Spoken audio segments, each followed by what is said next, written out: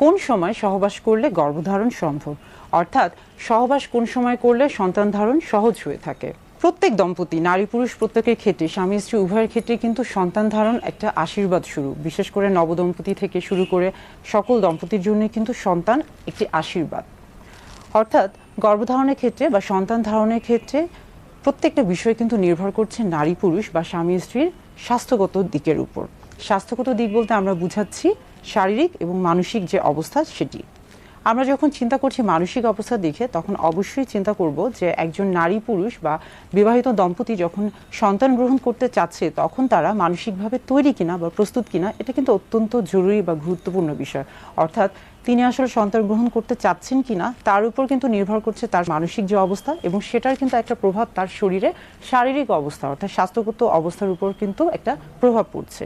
অর্থাৎ অবশ্যই সন্তান গ্রহণের সময় বা সন্তান গ্রহণের আগে তাকে মানসিকভাবে প্রস্তুত হতে হবে। এবার আসি নারী পুরুষ স্বামী স্ত্রী উভয়ের ক্ষেত্রে বা দম্পতির ক্ষেত্রে শারীরিক যে বিষয়টি রয়েছে। দেখা যাচ্ছে যে আমরা কি জানি যে সহবাসের ক্ষেত্রে বা সন্তান ধারণের ক্ষেত্রে যখন একটি শুক্রাণু এবং একটি ডিম্বাণু যখন নিষিক্ত হচ্ছে বা মিলিত হচ্ছে, এবং সেখান থেকে কিন্তু জাইগোট তৈরি হচ্ছে বা সেখান থেকে একটা ছোট্ট ভ্রূণের তৈরি হচ্ছে, এবং পরবর্তীতে তা কিন্তু পরিপক্ক হচ্ছে একটি সন্তানের। অর্থাৎ সন্তান গ্রহণের জন্য বা সন্তান ধারণের জন্য অবশ্যই সেখানে শুক্রাণু এবং ডিম্বাণুর মিলন প্রয়োজন। শুক্রাণুর ক্ষেত্রে যদি আমরা আসি, বিশেষ করে পুরুষদের ক্ষেত্রে, সেক্ষেত্রে শুক্রাণু কিন্তু ডিম্বনালীতে 72 ঘন্টা পর্যন্ত স্থায়ী হয়। অর্থাৎ আমরা বলে থাকি যে 3 দিন পর্যন্ত শুক্রাণু জীবিত থাকে বা বেঁচে থাকে, এবং সেটা ডিম্বাণুর সাথে মিলিত হওয়ার একটা সম্ভাবনা রাখে। এখন আসি স্ত্রীদের ক্ষেত্রে। স্ত্রীদের ক্ষেত্রে দেখা যাচ্ছে যে ডিম্বাণুর ক্ষেত্রে কি হয়ে থাকে, জরায়ুর দুপাশে দুটি ওভারি বা ডিম্বাশয় থাকে, এবং সেখান থেকে দুই পাশে দুটি ফেলোপিয়ান টিউব বা ডিম্বনালী থাকে। যে ডিম্বাণুটি রয়েছে এটি প্রত্যেক মাসে ডিম্বাশয় থেকে ডিম্বনালীতে পৌঁছে, এবং সেখানে গিয়ে সে যখন শুক্রাণুর সাথে মিলিত হয়ে থাকে তখনই কিন্তু ভ্রূণ বা জাইগোটের তৈরি হয়ে থাকে। অর্থাৎ ডিম্বাণু যখন শুক্রাণুর সাথে মিলিত হচ্ছে তখনই কিন্তু সন্তান ধারণ সম্ভব হচ্ছে। এখন এই ডিম্বাণুটি কখন গিয়ে ডিম্বনালীতে পৌঁছবে বা শুক্রাণুটি কখন বুঝতে পারবে যে এই মুহূর্তে ডিম্বাণুটি আসছে, এই সময়গুলোকে আসলে জানতে হবে। বিশেষ করে দেখা যাচ্ছে যে ডিম্বাণুর ক্ষেত্রে একটি ডিম্বাণু ডিম্বনালীতে মাত্র 24 ঘন্টা অর্থাৎ একদিন স্থায়ী থাকে। অর্থাৎ সেই একদিনের মধ্যেই কিন্তু ডিম্বাণুর সাথে শুক্রাণুর মিলিত হতে হবে। অর্থাৎ সন্তান গ্রহণের জন্য এই একটি দিন বা এই 24 ঘন্টা কিন্তু অত্যন্ত গুরুত্বপূর্ণ শুক্রাণু এবং ডিম্বাণুর মিলনের জন্য। এখন আমরা আসি যে একজন স্ত্রীর শরীরে যদি আমরা খেয়াল করি যে মাসিকের ক্ষেত্রে, প্রত্যেক মাসে যে মাসিক হয়ে থাকে সেটা অত্যন্ত গুরুত্বপূর্ণ, বিশেষ করে সন্তান গ্রহণের ক্ষেত্রে। আমরা জানি স্বাভাবিক মাসিকের ক্ষেত্রে, অর্থাৎ যাদের মাসিক অন্তত 28 দিন পরপর হয়ে থাকে, সেই ক্ষেত্রে দেখা যাচ্ছে এটাকে আমরা স্বাভাবিক মাসিক ধরে থাকি, অথবা 28 থেকে 35 দিন পর্যন্ত অনেক সময় স্বাভাবিক মাসিক হিসেবে গণনা করা হয়ে থাকে। মাসিকের মূলত দেখা যায় যে 14তম দিনে ওভুলেশন হয়ে থাকে। অর্থাৎ এটাকে আমরা ফার্টাইল পিরিয়ড বা ফার্টাইল টাইম বা ফার্টাইল উইন্ডো বলে থাকি। অর্থাৎ এই সময় ডিম্বাণুটি ডিম্ব নালীতে গিয়ে পৌঁছে। এই যে ওভুলেশনের কথা বলা হচ্ছে যে এই যে 14তম দিন, মূলত এই 14তম দিনই নিষিক্ত হওয়ার, শুক্রাণুর সাথে মিলিত হওয়ার বা নিষিক্ত হওয়ার যে সময়টি এটি।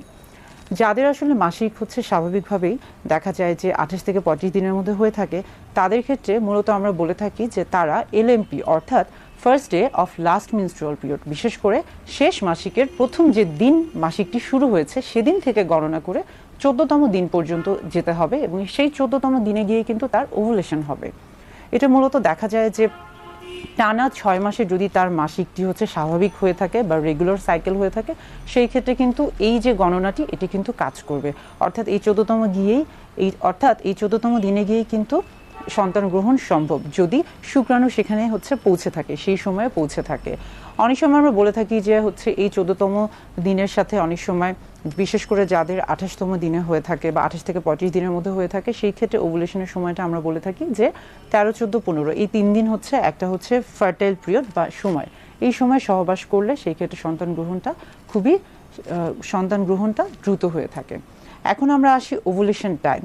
ওভুলেশন টাইম একই বিষয়। মাসিকের ক্ষেত্রে আমরা বলছি যে যাদের স্বাভাবিক মাসিক বা 28 থেকে 35 দিনের মধ্যে বা 32 দিনের মধ্যে হয়ে থাকে, সেই ক্ষেত্রে ওভুলেশন টাইম যেহেতু আমরা বলছি যে 14তম দিনে গিয়ে সে সময় গিয়ে যদি আমরা খেয়াল করি যে মাসিকের প্রথম সপ্তাহ নয়, মাসিকের দ্বিতীয় সপ্তাহে যদি একজন নারীর শরীরের তাপমাত্রা নির্ণয় করা হয়ে থাকে, তাহলে সেই ক্ষেত্রে দেখা যাবে যে দ্বিতীয় সপ্তাহে তার শরীরে যে তাপমাত্রা এটা স্বাভাবিক থাকবে, এবং যখনই সে 14তম দিন বা তৃতীয় সপ্তাহে গিয়ে সে পৌঁছবে তখনই দেখা যাবে যে বিশেষ করে পরপর 3 দিন তার তাপমাত্রা বেশি থাকবে। অর্থাৎ ওই যে ওভুলেশনের যে সময়টি থাকে, যেই সময়টি হচ্ছে ডিম্বাণুটি ডিম্বনালীতে গিয়ে পৌঁছে, এবং সেখানে যদি হচ্ছে তার শুক্রাণু না পৌঁছে সেই ডিম্বাণুটি তখন কিন্তু বের হয়ে চলে যায়, এবং সেটাই কিন্তু পরবর্তীতে মাসিক হিসেবে পরিচিত হয়ে থাকে।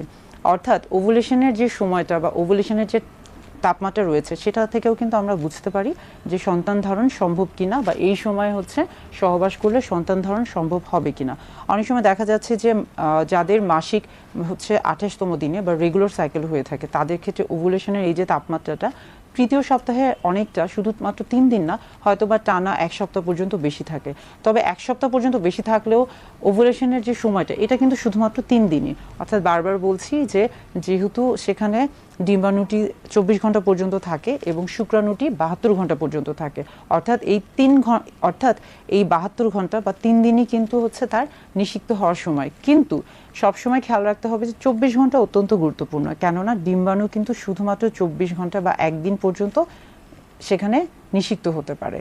এখন আমরা আসি যে বাজারে বিভিন্ন ধরনের ওভুলেশন কিট পাওয়া যায় বা ওভুলেটরি কিট পাওয়া যায়।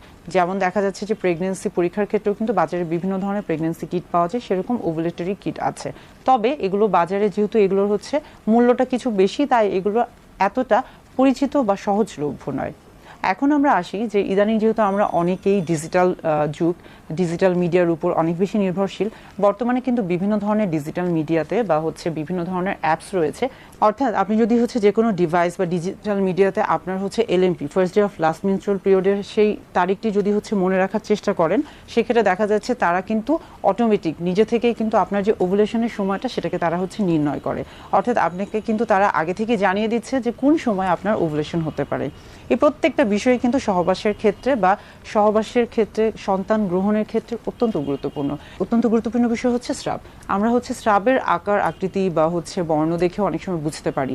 বিশেষ করে দেখা যাচ্ছে যে যখন স্রাবটি অত্যন্ত পিচ্ছিল আকার হয়ে থাকে, গাঢ় হয়ে থাকে, ঘন হয়ে থাকে, তখন কিন্তু হচ্ছে ওভুলেশনের সময়। অর্থাৎ সেই সময়ও যদি হচ্ছে সহবাস করা হয়ে থাকে, সেই ক্ষেত্রেও কিন্তু খুব সহজে সন্তান ধারণ সম্ভব।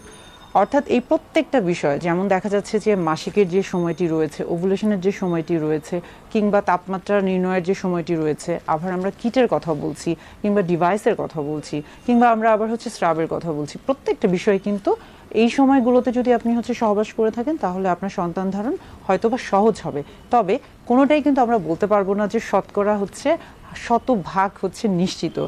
তবে এই নিয়মগুলো যদি আপনি মেনে চলেন তাহলে আপনার জন্য সন্তান গ্রহণ বা সন্তান হচ্ছে গ্রহণ করা বা গর্ভধারণ করা অনেক সহজ হয়ে যাবে।